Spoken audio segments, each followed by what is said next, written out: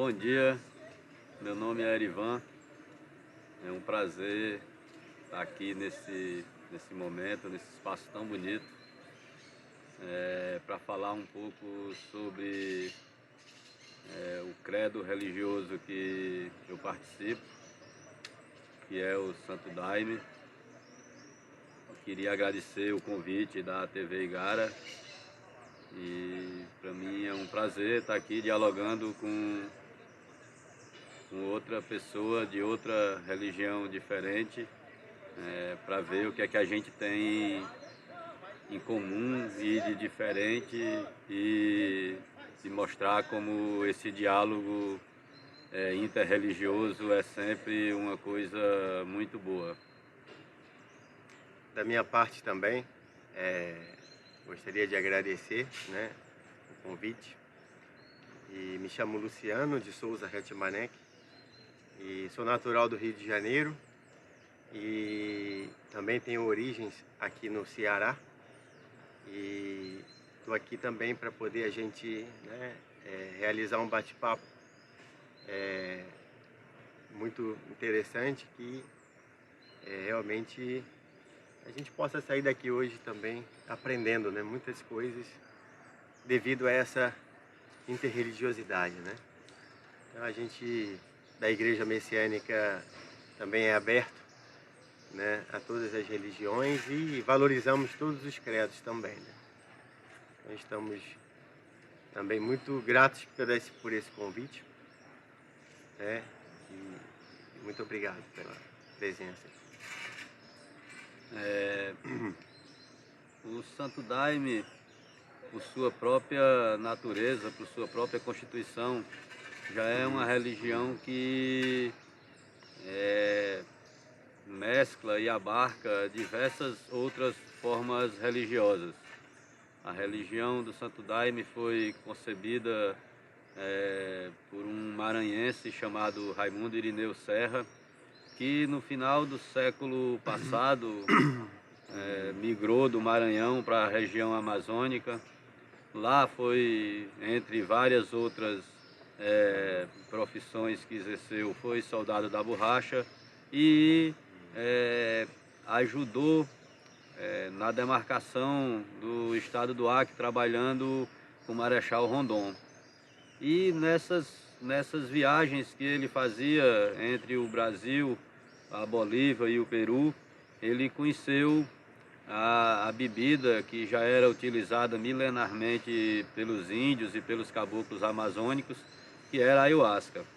Ele tomou essa bebida a primeira vez por volta de 1910 e entre as várias visões que ele teve com a ayahuasca, ele teve uma visão muito importante na qual ele via uma senhora em cima da lua, e essa senhora dizia para ele que que ia entregar para ele o globo, que ia entregar para ele uns cânticos para ele cantar, e ele admirado, mas eu não sei cantar, e ela falou para ele que ele não se preocupasse, que ela ia ensinar tudo o que ele precisava aprender.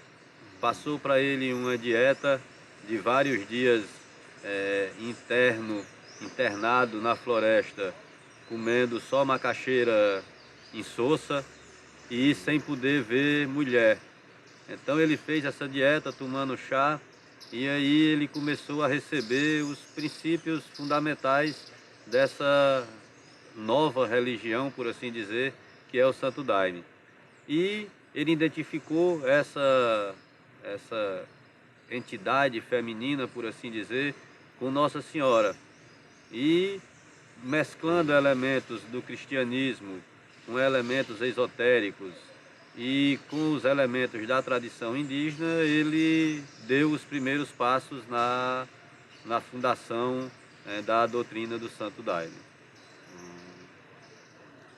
No caso da Igreja Messiânica, o fundador, Mokichi Okada, ele, desde a infância e até a juventude, até a época adulta, ele sofria muito com problemas de saúde. E teve bastante sofrimento em relação à debilitação da sua saúde, né? E chegou a ser desacreditado, né, com tuberculose, e intuitivamente ele passou a consumir uma dieta vegetariana que por si só deu para ele esse processo de cura, né? Mas aliado a essa busca da verdadeira saúde, ele também tinha no seu íntimo um desejo de ser útil à humanidade, né? Um desejo de contribuir para a melhora da sociedade, apesar de naquela época ainda ser ateu, né? E ele nasceu em 1882 no Japão, no distrito de Hashiba, que é a leste de Tóquio, né? E por um momento da vida dele, ele sentia que realmente dava para desenvolver tudo dentro da força humana, né? Da capacidade humana.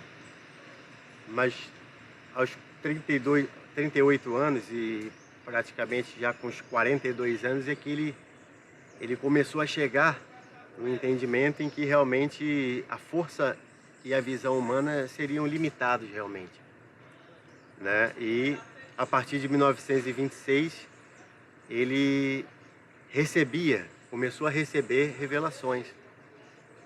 Durante 5 anos ele recebia revelações do plano divino, em que ele se realmente convenceu da importância dessa visão espiritualista e de uma programação divina, né? Que realmente existe como um projeto do Criador do Universo. Então, nessas revelações, ele teve acesso ao presente, passado e futuro da humanidade, né? E mudou realmente seu estilo de vida, fundando a Igreja Messiânica em 1º de janeiro de 1935 no Japão. E a partir da década de 50 aqui, ela chegou no Brasil. E eu, como sou do Rio de Janeiro, né, no ano de 1964, um jovem com 26 anos, chamado Tetsuo Watanabe, ele começou no Rio de Janeiro a difusão do Jorei, que é a prática básica da Igreja Messiânica, né? O Jorei é uma imposição de mãos, né, que nós fazemos, que se chama purificar, Irei é espírito. Então a energia espiritual, a luz dessa energia, ela promove a purificação do nosso espírito, espiritualmente falando, e cientificamente a eliminação das toxinas do ser humano, do corpo do ser humano. Então o Jorei, ele é uma oração em ação que tem um aspecto religioso e científico que promove, né, a busca dessa saúde e esse religar com Deus, né? Então, talvez seja o Santo Daime, o Daime como está para vocês, como o Jorei está para a nossa igreja, né? Então, nesse contato inicial desse maranhense, que depois passou a ser chamado de Mestre Irineu, ele também começou a ter as revelações que fundavam e constituíam a doutrina do Santo Daime, que é uma bebida que, como eu falei, é consagrada milenarmente pelos índios e pelos caboclos da Amazônia, e que é obtida a partir da cocção de 2 plantas extremamente diferentes. Esse já é um dos grandes mistérios dessa bebida, porque o efeito que ela produz só é possível se for com as 2 plantas, que é um cipó chamado jagube e uma folha que é parente distante da família do café, e só a partir, uma folha chamada rainha, e só a partir da junção dessas 2 plantas é que se obtém esse efeito do chá, que durante muito tempo ficou sendo chamado de alucinogênico, de alucinógeno, mas que mais recentemente tem se convencionado de dizer que essa é uma bebida enteogênica, que é uma bebida que abre a conexão com o mundo espiritual, que abre essa conexão com Deus, que faz o papel do religare, né? Faz o papel do religare através da bebida e através, obviamente, dos ritos que ele desenvolveu ao longo de 60 anos consagrando essa bebida, e ele foi desenvolvendo toda a ritualística do Santo Daime. Nesse processo de quando ele conheceu a bebida em 1910, nesse princípio do século passado, até 1971, que é a data que ele fez a passagem para o mundo espiritual, ele foi desenvolvendo várias características para essa religião, desde a forma de se vestir, foi recebendo os cânticos, foi juntando um pequeno povo, né, lá no Acre, uma pequena turma que era constituída basicamente de nordestinos como ele, que tinham ido para a Amazônia por conta do ciclo da borracha, né, em busca de melhoria de vida. Então, lá na origem do Santo Daime existem muitos cearenses, paraibanos, piauienses, maranhenses, gente do Nordeste que tinha migrado para a Amazônia em busca de fugir da seca do Nordeste. E aí a doutrina do Santo Daime, ela guarda entre essas inúmeras características que o mestre foi desenvolvendo, guarda muitas delas que têm uma ligação muito forte com a religiosidade popular nordestina. Então, o Santo Daime é uma religião cristã, basicamente uma religião cristã, que se fundamenta nessa diversidade, por assim dizer, dos ritos indígenas, e posteriormente foi incorporando outras características advindas das religiões afro-brasileiras e das sociedades esotéricas, como o Círculo Esotérico da Comunhão do Pensamento, do qual o mestre Irineu foi participante durante algum tempo. Então, juntou tudo isso e deu a religião que é conhecida como Santo Daime, que antes de tudo é conhecida como sendo um centro eclético de evolução espiritual. Em relação à doutrina da Igreja Messiânica, nós acreditamos em Deus, né, Criador do Universo. Aquele que o católico se refere como Jesus, né? A gente tem Jesus como um grande orientador, mas a gente acredita no Pai de Jesus, né? O Criador do Universo. É esse Criador do Universo que realmente é a origem, né, de todas as coisas.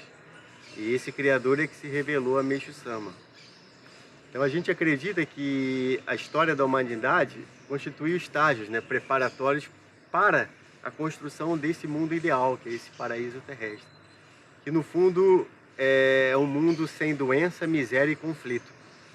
Não é apenas aquela ideia de paraíso, né? Estamos no paraíso, mas a eliminação do sofrimento realmente é que traz a paz de espírito, né?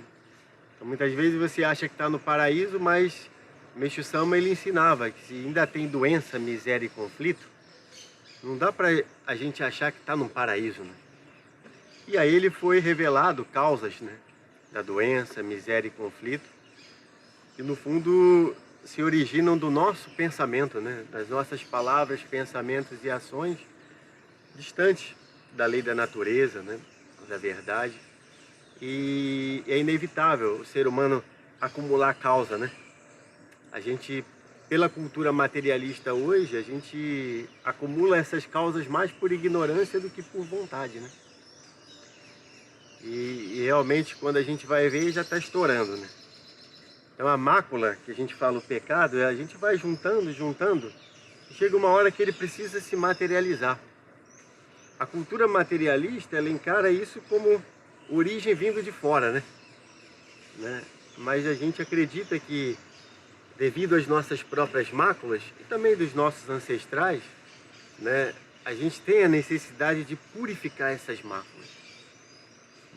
Muitas vezes a gente encara isso como um mal, mas esse processo de purificação dos pecados, das impurezas, ele é necessário para que a gente possa ter saúde, prosperidade e paz.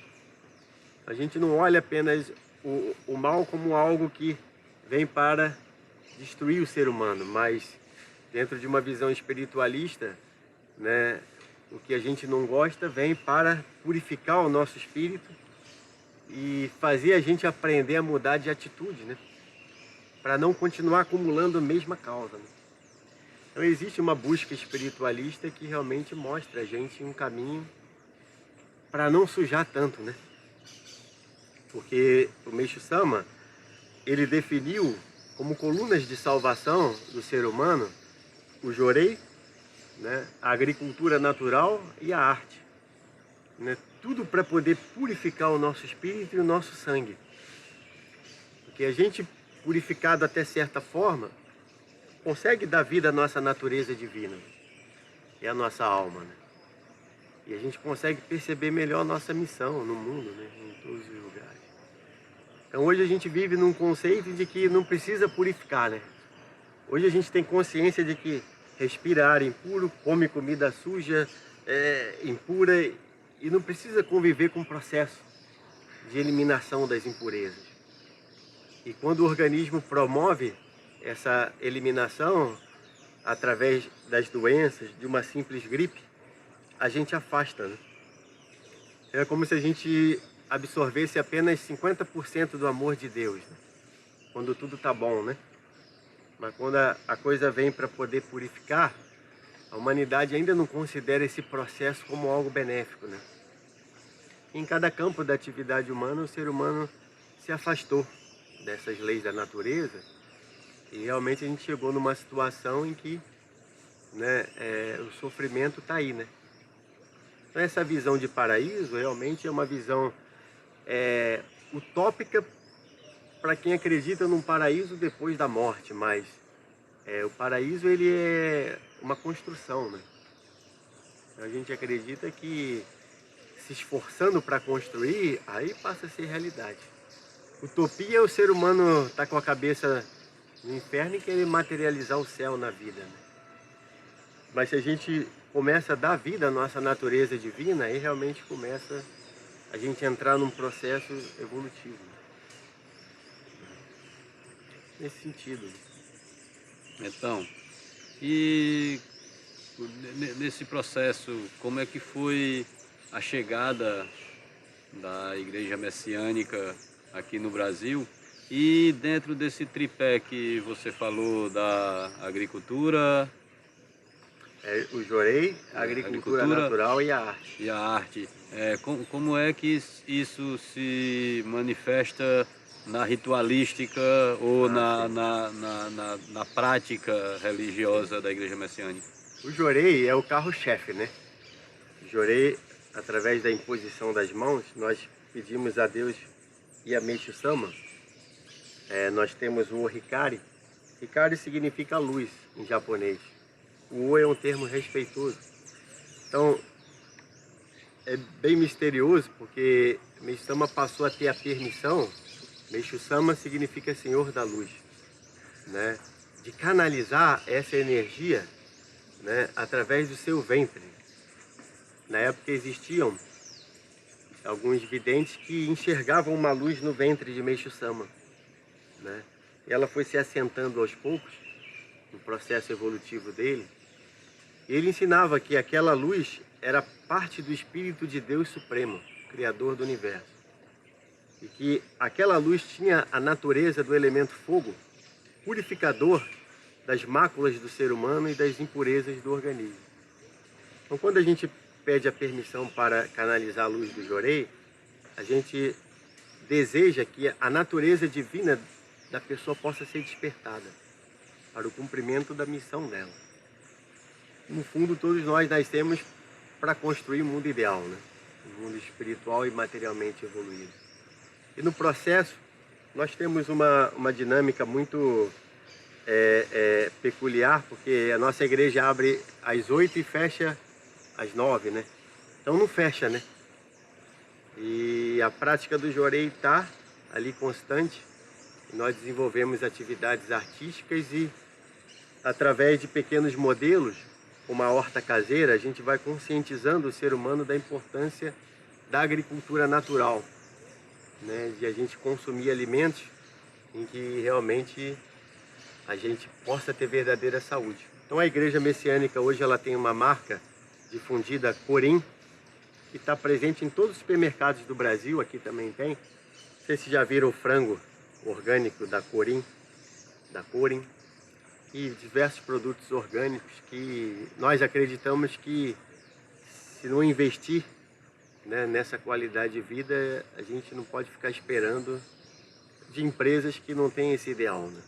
Então ela é hoje bem diversificada e as atividades artísticas estão presentes, né, no dia a dia da nossa igreja. Mas eu também, ouvindo você falar, parece que tem influências também, né? O Santo Daime, né? Ele tem influências que vêm, você falou, da África, né?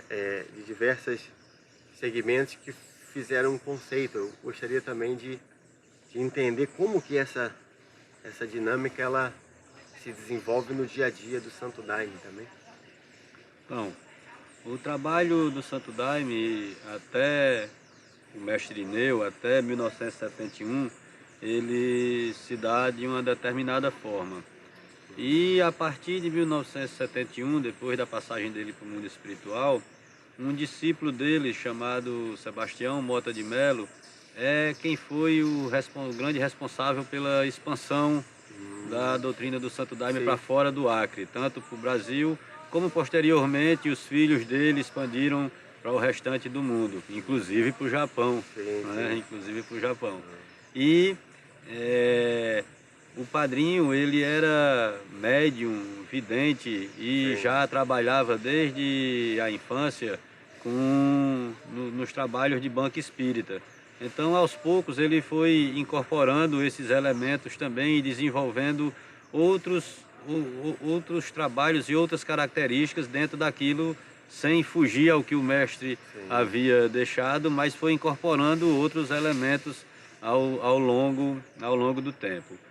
O mestre Irineu já tinha um ideal de comunidade muito forte, mas o padrinho recebeu esse chamado para sair da cidade e para ir para o meio da floresta. E lá no meio da floresta, num lugar chamado Céu do Mapiá, ele constituiu e consolidou esse ideal de vida comunitária, né? Num lugar que existe até hoje. Eles se mudaram para lá em 1983 com muitas dificuldades e num tempo que de toda a comunidade, praticamente todos pegaram malária e não tinham muita condição de vida, e desenvolveram lá esse ideal de comunidade.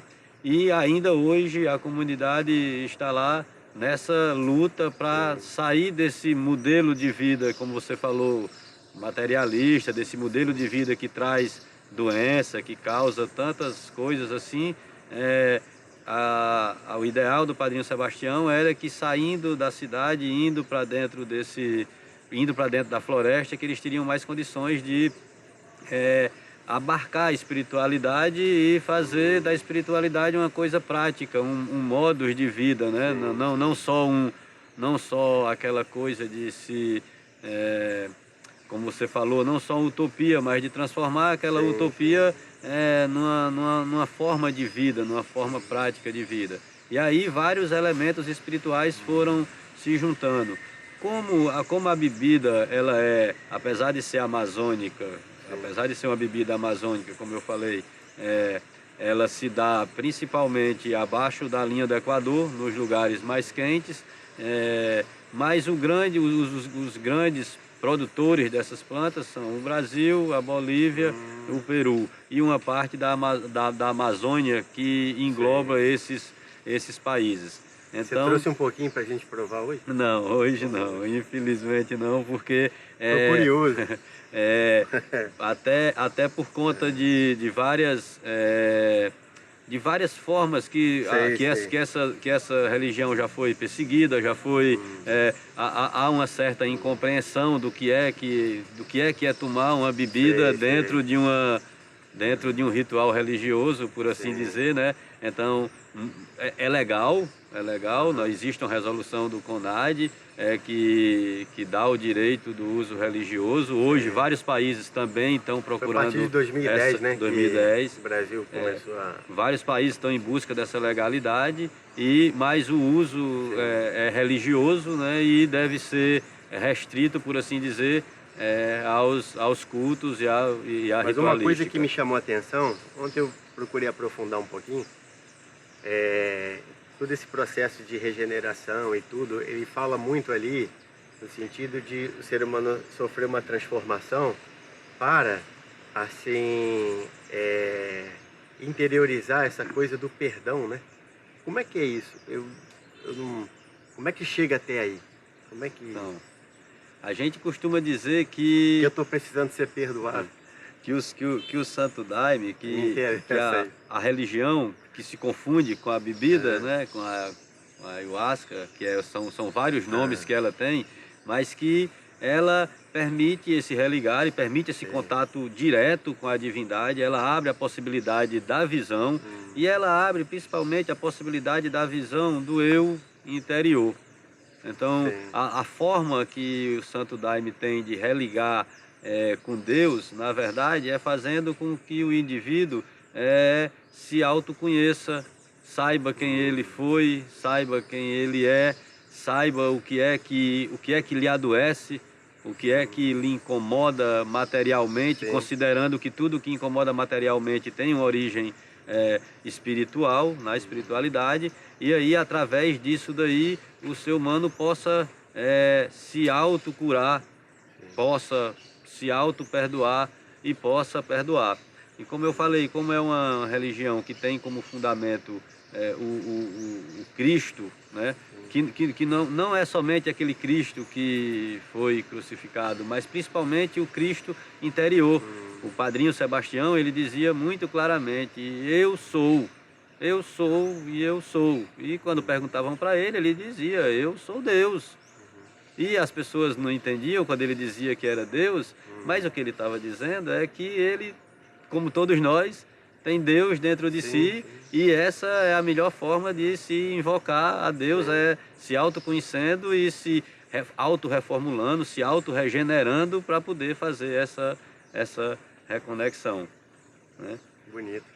E aí, eu te pergunto, Luciano, nesse processo da chegada aqui no Brasil, houve um momento algum momento de tensão em relação à igreja messiânica, ou o Brasil, como esse caldeirão que nós somos, ele recebeu a igreja messiânica e aqui ela continuou da mesma forma que é lá no Japão, ou ela também sofreu modificações? A missa samba sempre orientava respeitar, né, cada cultura. Mas essa pressão, essa dificuldade inicial, ela está sempre dentro mais do sacerdote do que da própria instituição em si. Então, o enfrentamento e o aprimoramento pessoal de cada um, na expansão do que acredita, é que vai fazendo esse fortalecimento. E na época em que, principalmente, o Jorei chegou no Rio de Janeiro, veio um jovem de 26 anos, dormia no banco da praça, com a fé no Jorei, né? O pai dele era um grande, né, espiritualista no Japão, e enviou um filho para o Brasil. Ele foi sozinho para o Rio de Janeiro, garoto, 26 anos, e batendo de porta em porta, oferecendo o Jorei para as pessoas, né? E sofreu bastante. Mas chegou um momento em que ele foi ajudado, né? E o Jorei mesmo, a igreja messiânica, ela se desenvolveu no Brasil todo, mas no meu caso, que sou do Rio de Janeiro, esse jovem, ele um dia pegou um caso de uma menina com leucemia, que já estava desacreditada pelos médicos, chamava Lucinha, ela tinha 7 anos, e ele passou a dar assistência diária de Jorei a essa criança. E em 3 meses ela recuperou a saúde.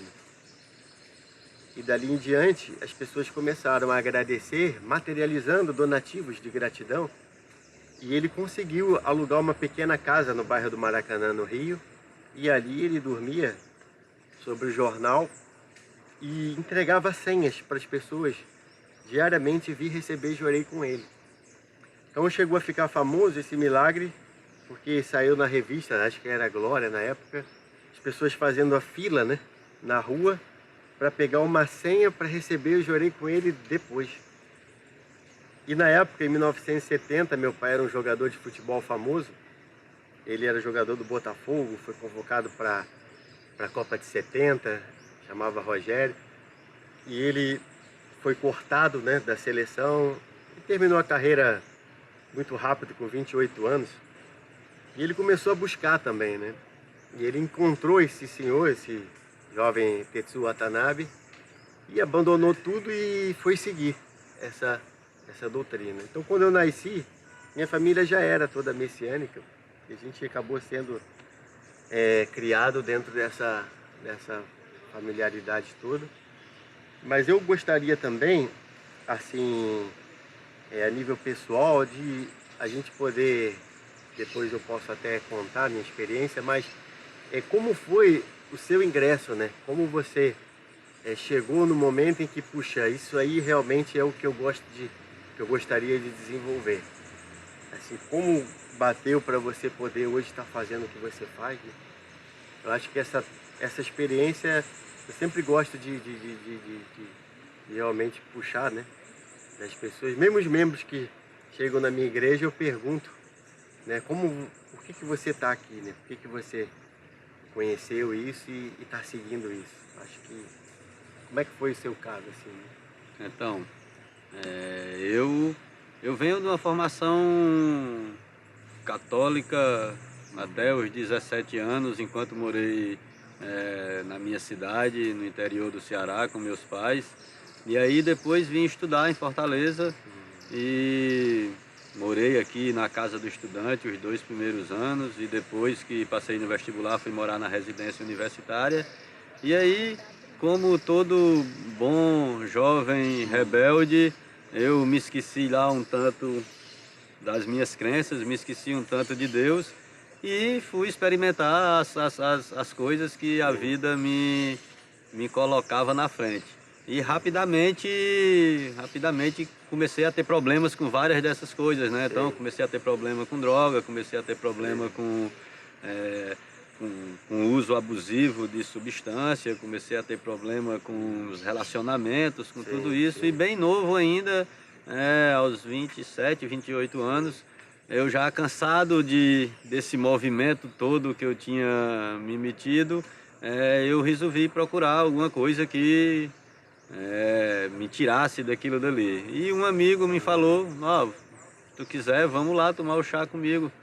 E aí eu fui tomar o chá com ele a primeira vez, e desde então eu posso me considerar aí no rol para dizer assim, né, já que essa é a terminologia que se usa, no rol dos curados daquilo dali, porque fui tomar o chá a primeira vez e desde então, né, lá eu também tive a minha visão particular, que me dizia que meu lugar era lá e que eu devia voltar e levar a minha família para também consagrar o Santo Daime. E assim eu fiz, e voltei e levei minha esposa e minha filha, que tinha 5 anos, que hoje já tem 22, né? Então já tem 17, quase 18 anos que eu estou lá. E fui ficando, aprendi a tocar um pouco de violão, porque a doutrina do Santo Daime é toda musical. Eu também toco um pouquinho. É toda musical, e aí fui me integrando com aquilo dali, aprendendo a fazer o chá. Minha família também gostou, gostamos também da história do ideal, de sair um pouco da cidade e de ter uma vida um pouco diferente. Então a gente comprou, quando a gente comprou o terreno da igreja, nós compramos, vários dos membros da igreja também compraram terrenos ao redor para poder ficar todo mundo mais perto e para poder ter uma convivência e para poder praticar melhor a doutrina do Santo Daime. Então, minha chegada, por assim dizer, se deu dessa forma. Eu estava buscando alguma coisa e lá eu encontrei. E levei minha família, que obviamente padecia desses problemas, não por conta própria, mas por minha causa, né? E eles também gostaram, e eu tive a sorte de que a minha família toda comunga e consagra o Santo Daime e está junto comigo, né? Você falou do Jorei, falou da agricultura e da arte, mas eu queria saber como é. O Santo Daime é uma doutrina musical. Nós rezamos e nós começamos e terminamos nosso trabalho cantando e tocando. E aí eu queria saber como é que é um ritual da igreja messiânica.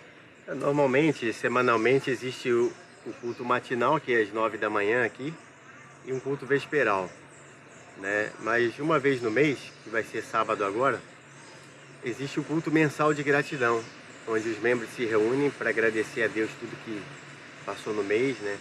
Recebe orientação para praticar. E nós temos também 3 cerimônias especiais no ano. E uma é quando o Meixo Sama recebeu uma revelação especial sobre a transição que o mundo espiritual estava passando. Então a gente comemora essa data no 15 de junho. E agora estamos preparando para o dia 2 de novembro, que é o cerimônia especial, o culto às almas dos antepassados. E 23 de dezembro nós comemoramos o natalício de Meixo Sama. Então, a gente está bem nessa preparação.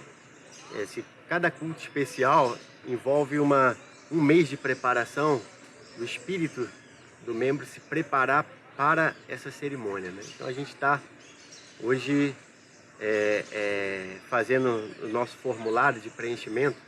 A gente preenche o nome de todas as nossas linhagens e antepassados para poder cultuar, né, nesse mês de novembro. E a gente começa a fazer uma preparação especial com dedicações e convocando eles para poder dedicar junto conosco, para que nesse dia a gente possa merecer cada vez mais a salvação deles no mundo espiritual. E assim, você falou do seu ingresso, né? E eu estava recordando aqui também que, assim, quando eu tinha 17 anos de idade, apesar de ter nascido na família messiânica, eu estava numa época em que eu queria saber muito sobre o mundo espiritual. Então eu lia muito ensinamento de Meixo Sama a respeito do mundo espiritual, mas nunca tinha vivenciado, né, uma experiência. E um dia eu estava ministrando Jorei uma pessoa da minha família e ela mudou de fisionomia, né? Eu, imagina, com 17 anos, minha mão começou a tremer, eu não sabia o que eu fazia, né? Aí senti uma sensação de gelado, né, vindo para cima de mim. E pela primeira vez eu realmente fiquei preocupado, porque a fisionomia da pessoa mudou e desconfigurou o rosto da pessoa, né? E aí ele falou para mim: ah, é seu primo Sérgio. E era um primo que tinha falecido há 4 dias atrás. Ele pegou uma infecção na garganta e 4 dias depois ele faleceu, com 42 anos. Nossa, e eu li os ensinamentos, né, a respeito do mundo espiritual, né, incorporações como fenômeno natural da vida do ser humano, mas não tinha ainda vivenciado, né, essa experiência. Então a única coisa que eu falei para ele naquele momento foi: ah, calma, você está recebendo luz, a gente vai cultuar você. E ele, muito furioso, né, sempre acreditei em Deus, eu sempre acreditei que quando morresse a gente ia para o céu, mas quando eu cheguei aqui não é nada disso, eu estou num local frio, escuro. Aí ele falou: mas essa luz está me acalmando. E foi a primeira vez que eu passei a acreditar que saía a luz mesmo da palma da mão. A gente lê, mas até vivenciar, né? E aquilo mexeu comigo profundamente, né? E fez com que eu buscasse ainda mais. E culminando eu entrar no seminário de formação sacerdotal em 1996, né? E estou até agora, né, nesse caminho. E isso é um caso particular que aconteceu contigo ou assim eu digo, a prática, já que você falou a palavra, a incorporação, né? Sim, Porque o Santo Daime também trabalha com, sim, de certa forma, com os processos de incorporação. sim. Na igreja messiânica também acontecem. É raro, mas ocorre, né? Que o fenômeno de encosto, o Mestre me ensinava que ele não deixa de fazer parte da natureza também do ser humano. Ele, ele tem uma conotação mística, mas cientificamente, quando essa nossa parte dos ombros fica enrijecido, duro, né, impede a circulação de sangue para o cérebro. E nesse momento facilita a atuação dos espíritos encostarem.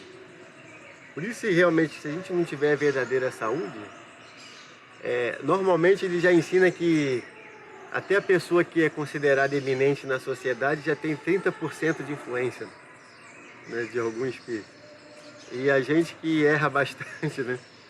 O problema é, ele fala, quando passa do percentual, né? 51% passou, né? O espírito muitas vezes, né, encosta e a pessoa faz coisas realmente que nem imaginava fazer, né? Mas tem fundamento.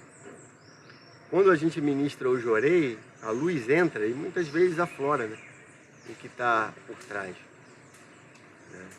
Isso não é de praxe, mas principalmente nessa chegada de culto de antepassado, manifesta bastante antepassado, sofrimento, né? E a gente faz um trabalho de encaminhar, né, doutrinar esses espíritos para que eles possam, no mundo espiritual, servir a obra divina.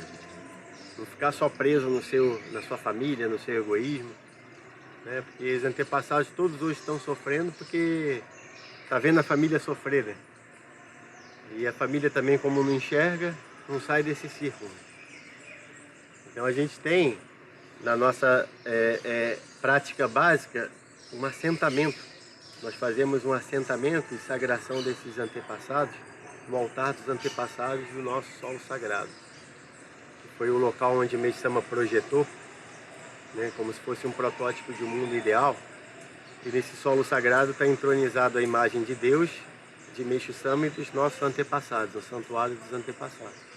Fica em São Paulo, né, em Guarapiranga, mas em cada região existe um protótipo desse solo sagrado também, né? Mas tem toda essa influência, né, realmente. Tem um livro sagrado? Tem.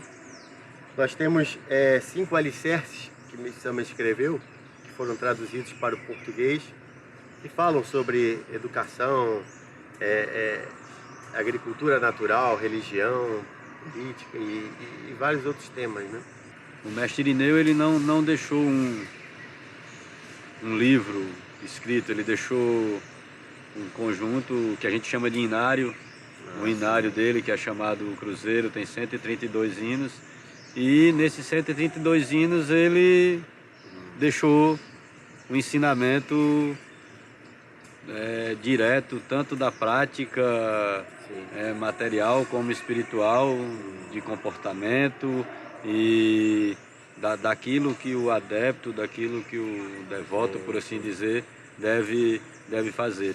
E a partir dele, os outros, né, já os contemporâneos dele e os outros que vieram depois, também começaram a receber os seus inários, cada qual sempre atualizando, por assim dizer, a mensagem do mestre, nunca indo contra, né? A gente costuma dizer que uma das referências, uma das coisas que referencializa os hinos, os inários mais novos, é justamente o fato de que eles devem sempre afirmar e reafirmar aquela palavra que está dita lá no Cruzeiro, que é o inário do mestre Irineu. Então, o ensinamento é transmitido praticamente todo oralmente. Sim. E todo através da ritualística, todo através da prática ritualística. Sim. E aí eu te pergunto, existem comunidades da igreja messiânica, assim,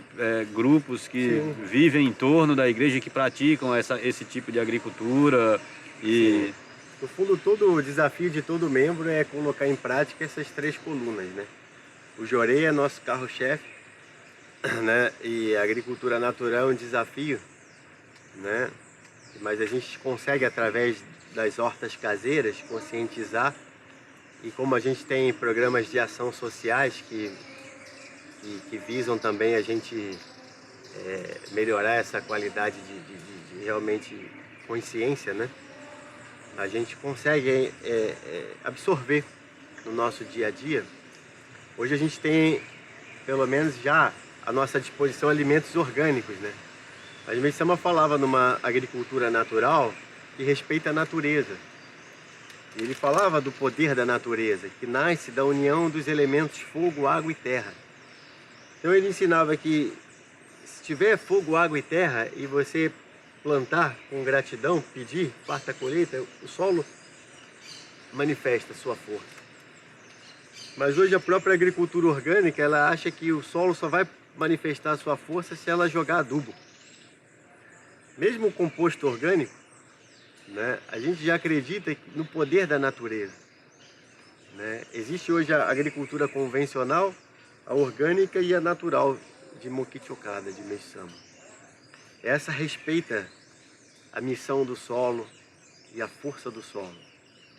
E esse alimento hoje que contém energia vital, ele é pouco, né? E a parte material do alimento transforma em sangue, músculos e ossos, mas quanto mais puro é um alimento, mais energia vital ele tem. E a gente acha que a gente come porque está com fome, mas o corpo não sente necessidade de comer nem beber, o que sente é o espírito. Entende? Então, quando você come o alimento puro, a essência espiritual pura daquele alimento é que alimenta o seu espírito. Por isso é que quando entra no mundo espiritual, o espírito também passa a sentir fome e sede, né? Às vezes incorpora, pede água, né? Então não é o corpo que sente necessidade, é o espírito, entende? Então a gente, dentro da nossa Constituição, é isso, a gente, 1/3 é o corpo, mas o espírito é 2/3, a alma 3/3. Desencarnou, perdeu só 1/3 da sua Constituição. A alma e o espírito continuam, né? E a gente acaba não dando esse segmento, né? E aí você, pelo que você falou, Luciano, as datas de fundação da Igreja Messiânica e o desenvolvimento dela meio que se assemelham até com as muita coisa nasceu nesse período, né? Com as coisas do Santo Daime, né? Muita coisa nasceu nesse período. Então, como é uma religião nova, por assim dizer, da linhagem do fundador, ainda existem praticantes tanto aqui como no Japão, já que você falou que o filho dele veio para cá. Veio um discípulo, né? Né? E realmente você entrando nessa sintonia, todo mundo passa a se tornar da linhagem, né? Uhum. Não precisa ser de sangue, né? Sim. E muitas vezes a linhagem de sangue não acompanha, uhum, né? E a linhagem espiritual, pela afinidade, é que acompanha, né?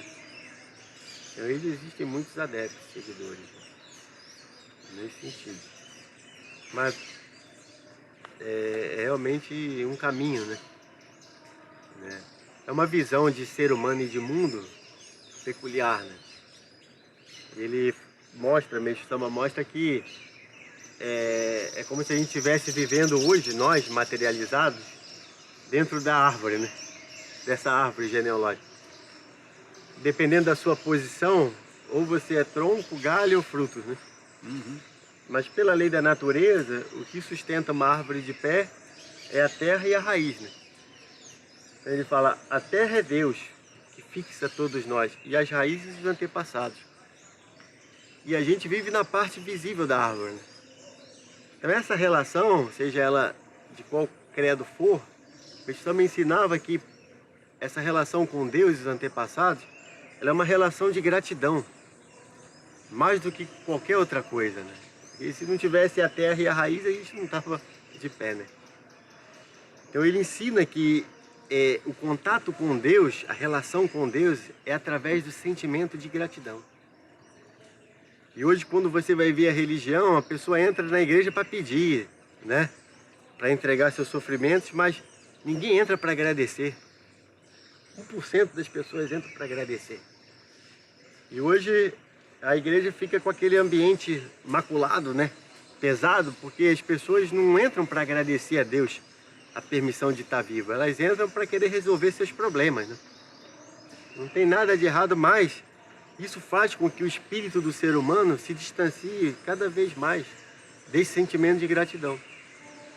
Então, nessa cerimônia especial do culto de gratidão, eu sempre procuro mostrar o que vocês, né, o que nós já no início da semana começamos a mentalizar para vir aqui hoje agradecer. Porque senão você macula a igreja, né? Entende? E se não preparar o espírito dos membros, a pessoa vai só para pedir. E o Tetsu Watanabe, na época, ele falava, isso é mendigo da fé. Não é gente que pratica a fé. Então a gente, como sacerdote, a gente tem a obrigação de ir moldando o sentimento do ser humano nesse sentido. Ah, tá tudo ruim, mas você tem motivo para agradecer. E quando a pessoa começa a buscar a razão para agradecer, aí o espírito dela sai de um nível de permissão para o outro. Né? E a gente começa a realmente entender o valor que o sentimento de gratidão tem na nossa vida. Acho que por aí. No Santo Daime, a gente costuma dizer assim que no Santo Daime tudo se soma. Sim. Tudo se soma. E isso tem vários significados. Entre eles, o fato de que a pessoa pode ser espírita, sim, e ser praticante do Santo Daime. Pode ser da Umbanda e também ser praticante do Santo Daime. Ter uma das religiões orientais, sim, e praticar o Santo Daime.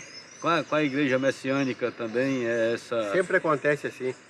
Como a gente não faz propaganda, né, e não utiliza meio de comunicação, é o divino contágio. Né?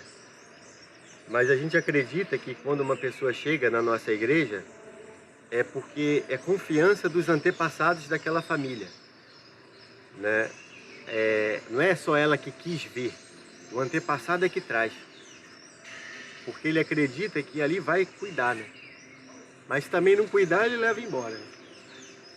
Esses meses agora eu tive uma experiência interessante aqui em Fortaleza. E ministrando de orei numa pessoa que ela era médium do Vale do Amanhecer. E aí manifestou a entidade que trouxe ela para cá, né? Pra gente. E eu sempre pergunto, por que traz, né? Por que trouxe? Ela fala, porque aqui tem luz. Né? Então, assim, a gente no âmbito, né, material humano, a gente está aqui brigando com outra religião, fala eu não concordo e tudo, mas no mundo espiritual, né, ninguém quer saber se é religião, se não é. A pessoa leva, encaminha para onde ela acha que vai ser cuidado. Entendeu? A gente aqui fica rotulando, você é da religião, mas no fundo, espiritualmente, o sacerdote que tem desejo de salvar, espírito ou nenhuma religião é empecilho. Né?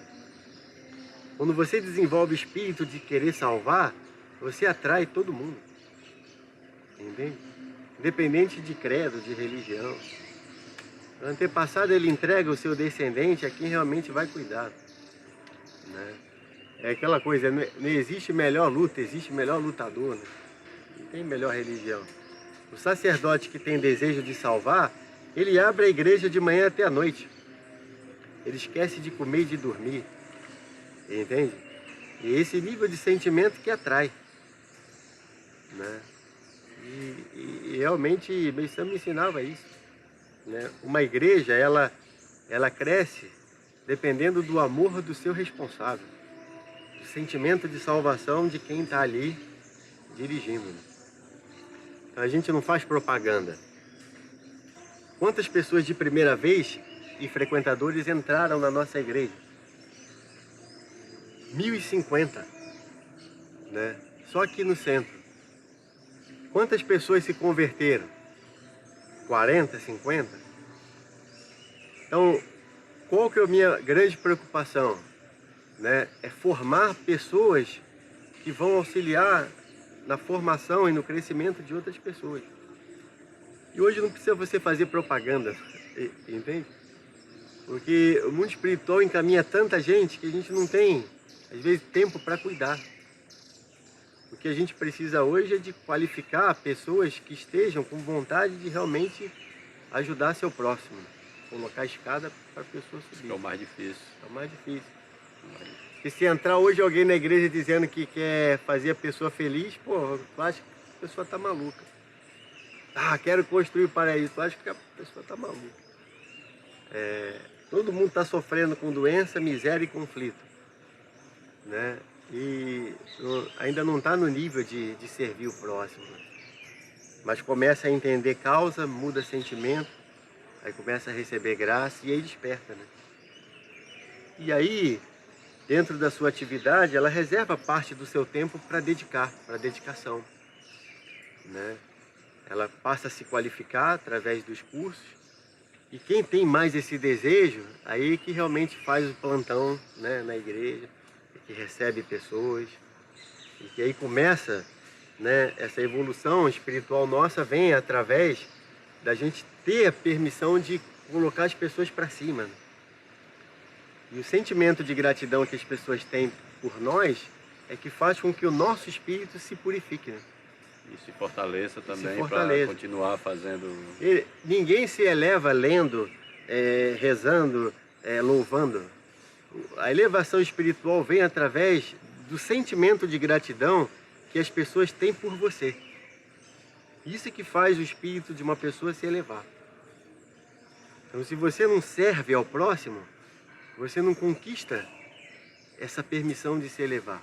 Sentimento de gratidão a gente não está cultivando hoje. A gente já entra na igreja para pedir, né? Aí pede, fica de braço cruzado, Deus tem que fazer tudo, né? Então, nesse sentido,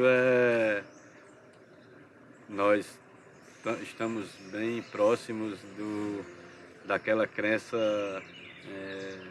do Kardec, que fora da caridade não há salvação, e que o nosso papel é servir e ajudar o próximo. A característica de salvação da igreja messiânica é você faz tudo isso aí para se elevar espiritualmente, mas tem que entender que você está se elevando para poder dar a mão, né, para a pessoa subir, né? E hoje tem muita gente que às vezes está querendo empurrar as pessoas para cima, mas não está buscando essa elevação. Porque a fé, através da palavra, ela tem limite. Entende?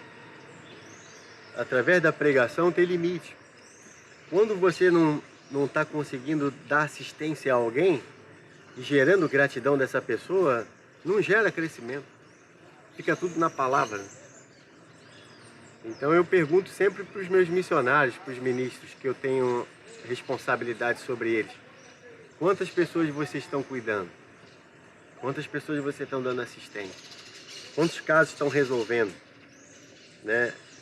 E se a pessoa também não estiver recebendo graça, é porque também não está mudando a vida de ninguém. O termômetro é esse, né?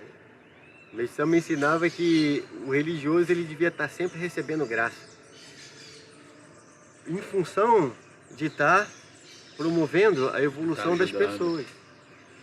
Então, se a gente está vivendo e também não está recebendo graça, é porque também não está produzindo espiritualmente, né? E a gente pode enganar o homem, mas a Deus ninguém engana, né? Então, cada um tem que realmente estar se perguntando, minha vida está como eu gostaria? Né? Aí fica culpando o outro, fica culpando o governo ali, mas não consegue entender que ainda não criou permissão espiritual para merecer o que acha que tem direito. Porque hoje a pessoa está assim, não tem emprego porque o governo me dá emprego. É isso porque, entende? E ninguém está conseguindo entender que não está conseguindo desenvolver sentimento de gratidão para mudar a sua vida. Sair do nível de ingratidão, apego, egoísmo. É um trabalho prático de mostrar para o ser humano que, às vezes, em um mês, a vida da pessoa é transformada. quando ela começa a entender a importância de desenvolver coisas que ela nunca desenvolveu, e materialmente esse espaço do dia para a noite, ele demora, né? Mas quando a pessoa desperta espiritualmente, ela encurta o tempo, entende? Materialmente você precisa, né? Demora bastante para desenvolver, mas quando o ser humano muda o seu pensamento, ele muda o seu nível espiritual. E quando ele muda o seu nível espiritual, ele muda o seu nível de permissão para ser feliz. Então, essa lei da precedência do espírito sobre a matéria, ele existe em todas as coisas. Só que o ser humano hoje ele só visualiza a pirâmide social, né? Ele acha que precisa subir aquela escada, respeitando os valores da sociedade. Mas existe uma pirâmide espiritual que Messama ensina que existem 180 degraus, 180 níveis. 60 níveis de reino dos céus, 60 intermediário e 60 inferior. O ser humano hoje ele se encontra no nível intermediário. A gente não é nem totalmente infeliz, nem totalmente feliz como a gente gostaria, né? Então, nosso nível é intermediário. Meu nível é intermediário. Se eu não desenvolvo práticas espiritualistas e altruístas, eu não tenho permissão de subir para puxar as pessoas. Então hoje está todo mundo querendo o céu, mas ninguém quer fazer nada. Entende? Acha que ser honesto, sincero, correto tá bom. Mas não desenvolve práticas espiritualistas para fazer com que seu espírito se eleve. E ele está sempre nessa posição. Perde, conquista, perde, conquista, perde, conquista, perde. Acho que a gente tem muita coisa próxima, por mais que possa parecer distante, essa crença espiritual e essa relação com a praticidade da coisa, não só com o espiritual propriamente dito, mas com a questão da agricultura e principalmente da arte. Acho que essa conexão é uma conexão que o Santo Daime também procura ter, né? Nem sempre a gente consegue, mas é uma coisa que a gente procura divulgar e propagar, da gente conseguir esse ideal da vida comunitária, que significa justamente a gente poder produzir nosso alimento, da gente poder criar nossos filhos dentro de uma perspectiva diferente dessa materialista, capitalista que a gente vive, e poder fazer esse religar de forma mais correta, digamos assim. Então, bom. Eu agradeço. Obrigado também, eu agradeço a permissão de poder estar aqui, né? E eu acho que essa conversa nossa, ela não pode terminar só aqui. Eu acho que quem está ouvindo, e que quem tem esse desejo de realmente se elevar espiritualmente, buscar a sua espiritualidade, escolher, né? Fazer uma escolha e vir visitar a gente. Porque ficar só ouvindo também não muda nada, né? Tá feito o convite. Então lá aqui na rua Dona Leopoldina, 564 no centro, eu tô aí todos os dias, às vezes eu tô rodando, mas quem realmente quiser conhecer a gente, eu vou estar muito solícito em atender. Eu atendo todo mundo que entra na igreja. Pessoa de primeira vez, membro antigo, e não tem isso comigo não. Mas se você que realmente gostaria de despertar para a espiritualidade, vem procurar a gente. E também o Santo Daime, que a gente pode fazer uma dobradinha boa, né? Nesse sentido. Obrigado, né, Erivan? Obrigado também aí, Luciano. Foi um prazer conhecer prazer, você. Não, também.